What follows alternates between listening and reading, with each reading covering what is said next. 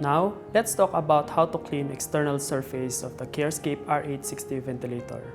But before we do that, let us identify the external surfaces of the ventilator. These are display unit surfaces, display cables, neonatal flow sensor cable, nebulizer cable, module rack cables, and power cords. The process used to clean the external surfaces will be the wiping method.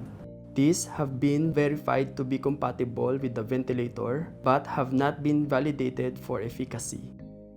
The solutions that are compatible with the Carescape R860 ventilator are mild detergent Neodisher Mediclean, 70% ethyl alcohol, 10% bleach solution, Sanicloth or Protex wipes if available.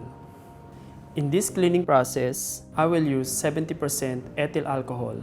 The following parts can be disinfected manually using the wiping method with denatured ethyl alcohol 70% solution. Display unit, including screen surfaces, keypad, and trim knob, cables and cords, external surfaces. Step 1. Use wiping method to manually clean the parts. Step 2.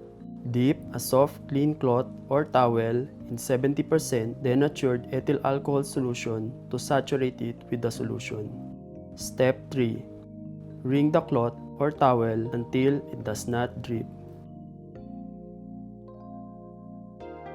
Step 4. Wipe all surfaces of the parts with cloth. Step 5. Repeat steps 2 through 4 as needed. Step 6. Allow the parts to dry in room air. Do not wipe parts surfaces during the drying process.